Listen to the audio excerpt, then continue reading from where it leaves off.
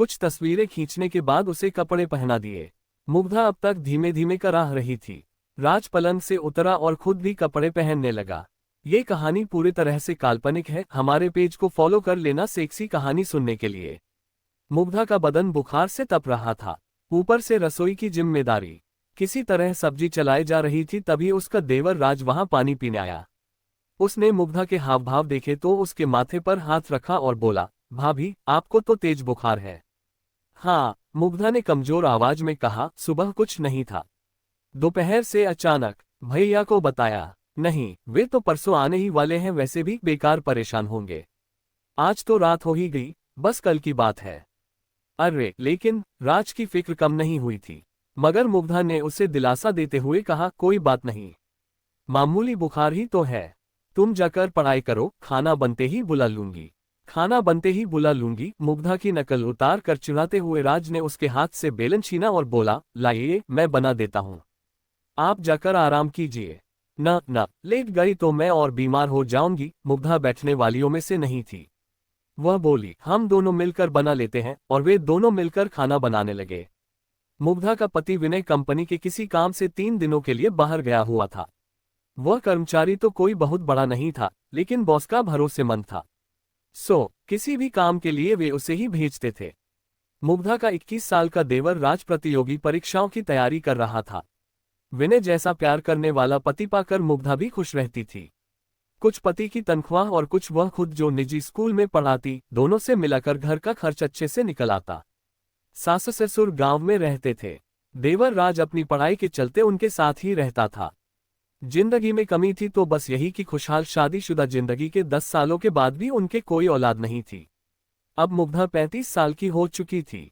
अपनी हमउम्र बाकी टीचरों को उनके बच्चों के साथ देखती तो न चाहते हुए भी उसे रोना आ ही जाता। वह अपनी डायरी के पन्ने इसी पीड़ा से रंगती जाती। रोटियां बन चुकी थीं। राज ने उसे कुर्सी पर बैठने को बोला और सामान समेटने लगा। मुग्धा ने सिर पीछे की ओर टिकाया और आंखें बंद कर लीं। वातावरण एकदम शांत था। तभी वहां वही तूफान फिर से गरजने लगा, जिसका शोर मुग्धा आज तक नहीं भांप पाई थी। राज की गर्दन धीरे से मुग्धा की ओर घूम चुकी थी। वह कनखियों से मुग्धा की फिटिंग वाली समीज में कैद उसके उभारों को देखने लगा था।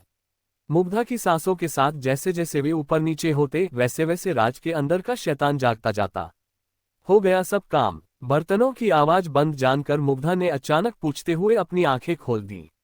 राज हकबका गया और बोला, हाँ भाभी, बस हो ही गया, कहकर राज ने जल्दी जल्दी बाकी काम निपटाया और खाने की चीजों को उठाकर मेज पर ले गया। मुग्धा ने मुश्किल से 2 रोटियां खाईं, वह भी राज की जिद पर। वह जबरदस्ती सब्जी उसकी प्लेट में डाल दे रहा था। खाने के बाद मुग्धा सोने जाने लगी तो राज बोला, भाभी, 15 मिनट के लिए आगे वाले कमरे में बैठिए न, मैं आपके लिए दवा ले आता हूँ। अरे नहीं, रात भर में उतर जाएगा। मुग्धा ने मना किया, लेकिन राज कहाँ मानने वाला था। मैं पास वाले केमिस्ट से ही दवा लेकर आ रहा हूँ भाभी, जहाँ से आप मंगाती हैं हमेशा। दरवाजा बंद कर लीजिए, मैं अभी आया, कहता हुआ वह निकल गया। मुग्धा ने दरवाजा बंद किया और सोफे पर पैर ऊपर करके बैठ गई। राज ने तय कर लिया था कि आज तो वह अपने मन की करके ही रहेगा। इस बीच केमिस्ट की दुकान आ गई। क्या बात है राज बाबू? केमिस्ट ने राज को खोया सा देखा तो पूछा। राज का ध्यान वापस दुकान पर आया। दवा चाहिए थी, उसने जवाब दिया। अबे तो यहाँ क्या मिठाई मिलती है? केमिस्ट उसे छेड़ते हुए बोला। वह उसका पुराना दोस्त था। राज मुस्कुरा उठा और कहा, अरे जल्दी देना, जल्दी देना। बड़बड़ाते हुए केमिस्ट ने हैरत से उसकी ओर देखा। कौन सी दवा चाहिए, ये तो बता। राज को याद आया कि उसने तो सचमुच कोई दवा मांगी ही नहीं है। उसने ऐसे ही बोल दिया, भाभी की तबीयत ठीक नहीं है, उन्हें बुखार है, जरा नींद की गोली देना। नींद की गोली बुखार के लिए? सोचते हुए केमिस्ट ने उसे देखा। वह खुद भी मुग्धा के हुस्न का दीवाना था। हमेशा उसके बारे में चटकारे ले लेकर बातें किया करता था। उसने राज के मन की बात ताड़ ली। ऐसी बातों का उसे बहुत अनुभव जो था। उसने नींद की गोली के साथ बुखार की भी दवा दे दी। राज ने लिफाफा जेब में रखा और तेजी से वापस चलने को हुआ कि तभी केमिस्ट चिल्लाया, अरे भाई, खुराक तो सुन ले। राज को अपनी गलती का एहसास हुआ। वह काउंटर पर आया। केमिस्ट ने उसे डोज बताए और आंख मारते हुए बोला, ये नींद वाली 1 से ज्यादा मत देना, टाइट चीज है। अबे क्या बकवास कर रहा है? राज के मन का डर उसकी जबान से बोल पड़ा। उसकी तो चोर की दाढ़ी में तिनका वाली हालत हो गई। वह जाने लगा। केमिस्ट पीछे से कह रहा था, अगली बार हमको भी याद रखना दोस्त। राज उसको अनसुना करता हुआ आगे बढ़ गया। घर लौटने पर डोरबेल बजाते ही मुग्धा ने दरवाजा खोल दिया और बोली, यहीं बैठी थी लगातार। जी भाभी, आइए अंदर चलिए, राज ने अपने माथे से पसीना पोंछते हुए कहा। मुग्धा अपने कमरे में आकर लेट गई। राज ने उसे पहले बुखार की दवा दी। मुग्धा दवा लेकर सोने के लिए लेटने लगी तो राज ने उसे रोका, भाभी अभी एक दवा बाकी है। कितनी सारी ले आए भैया, मुग्धा ने थकी आवाज में बोला और बाम लेकर माथे पर लगाने लगी। भाभी दीजिए, मैं लगा देता हूं, कहकर राज ने उससे बाम की डब्बी ले ली और उसके माथे पर मलने लगा। थोड़ी देर बाद उसने मुग्धा को नींद वाली गोली भी खिला दी और लिटा दिया। राज उसका माथा दबाता रहा। थोड़ी देर बाद उसने पुष्टि करने के लिए मुग्धा को आवाज दी, भाभी सो गई क्या? कोई जवाब नहीं मिला। राज ने उसके चेहरे को हिला डुला कर भी देख लिया। कोई प्रतिक्रिया न पाकर वह समझ गया कि रास्ता साफ हो चुका है।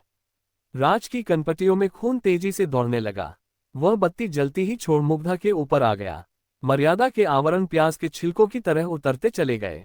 कमरे में आए भूचाल से मेज पर रखी विनय मुग्धा की तस्वीर गिरकर टूट गई। सब कुछ शांत होने पर राज थककर चूर चूर होकर मुग्धा के बगल में लेट गया। बस अब बुखार उतर जाएगा भाभी जी, इतना पसीना जो निकलवा दिया मैंने आपका, राज बेशर्मी से बड़बड़ाया और मुग्धा की कुछ तस्वीरें खींचने के बाद उसे कपड़े पहना दिए। मुग्धा अब तक धीमे धीमे कराह रही थी। राज पलंग से उतरा और खुद भी कपड़े पहनने लगा। तभी उसकी नजर आधी खुली दराज पर गई। भूल से मुग्धा अपनी डायरी उसी में छोड़ी हुई थी। राज ने उसे निकाला और कपड़े पहनते पहनते उसके पन्ने पलटने लगा। अचानक एक पेज पर जाकर उसकी आंखें अटक गईं। वह अभी अपनी कमीज के सारे बटन भी बंद नहीं कर पाया था, लेकिन उसको इस बात की परवाह नहीं रही। वह अपलक उस पन्ने में लिखे शब्दों को पढ़ने लगा। उसमें मुग्धा ने लिखा था, बस अब बहुत रो लिया, बहुत दुख मना लिया औलाद के लिए। मेरा बेटा मेरे पास था और मैं उसे पहचान ही नहीं पाए। जब से मैं यहाँ आए उसे बच्चे के रूप में देखा तो आज अपनी कोख के बच्चे के लिए इतनी चिंता क्यों? मैं बहुत जल्दी राज को कानूनी रूप से गोद लूंगी। राज की आंखों के आगे अंधेरा छाने लगा। वह सिर पकड़कर वहीं बैठ गया और जोर जोर से रोने लगा। फिर भागकर मुग्धा के पैरों को पकड़कर अपना माथा उससे रगड़ते हुए रोने लगा, भाभी मुझे माफ कर दो, यह क्या हो गया मुझसे? अचानक राज का ध्यान मुग्धा के बिखरे बालों पर गया। उसने जल्दी से जमीन पर गिरी उसकी हेयर क्लिप उठाए और मुग्धा का सिर अपनी गोद में रखकर बालों को संवारने लगा। वह किसी मशीन की तरह सब कुछ कर रहा था। हेयर क्लिप अच्छे से उसके बालों में लगाकर राज उठा और घर से निकल गया। अगली सुबह तकरीबन 8 बजे मुग्धा की आंखें खुली। उसका सिर अभी तक भारी था। घर में भीड़ लग चुकी थी। एक आदमी ने आखिरकार बोल ही दिया, देवर भाभी के रिश्ते पर भरोसा करना ही पागलपन है। मुग्धा के सिर में जैसे कट लगा। वह सवालिया नजरों से उसे देखने लगी।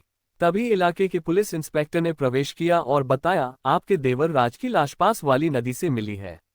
उसने रात को खुदकुशी कर ली। मुग्धा का कलेजा मुंह को आने लगा। वह हड़बड़ाकर पलंग से उठी लेकिन लड़खड़ाकर गिर गई। एक महिला सिपाही ने राज के मोबाइल फोन में कैद मुग्धा की कल रात वाली तस्वीरें उसे दिखाईं और कड़क कर पूछा, कल रंगलियां मनाते मनाते ऐसा क्या कह दिया लड़के से तूने जो उसने अपनी जान दे दी? तस्वीरें देखकर मुग्धा हैरान रह गई। अपनी शारीरिक हालत से उसे ऐसी ही किसी घटना का शक तो हो रहा था, लेकिन दिल अब तक मानने को तैयार नहीं था। वो फूट फूट कर रोने लगी। इंस्पेक्टर ने उस महिला सिपाही को अभी कुछ न पूछने का इशारा किया और बाकी औपचारिकताएं पूरी कर वहां से चला गया। धीरे धीरे औरतों की भीड़ भी छटती गई। विनय का फोन आया था कि वह आ रहा है, घबराए नहीं, लेकिन मुग्धा बस सुनती रही। उसकी सूनी आंखों के सामने राज का बचपन चल रहा था, जब वो नई नई इस घर में आई थी। दोपहर तक विनय लौट आया और भागते हुए मुग्धा के पास कमरे में पहुंचा। वो जड़वत अभी भी पलंग पर बैठी शून्य में ताक रही थी। विनय ने उसके कंधे पर हाथ रखा, लेकिन मुग्धा का शरीर एक ओर लुढ़क गया। मुग्धा मुग्धा चीखता हुआ विनय उसे झकझोरे जा रहा था, पर मुग्धा कभी न जागने वाली नींद में सो चुकी थी।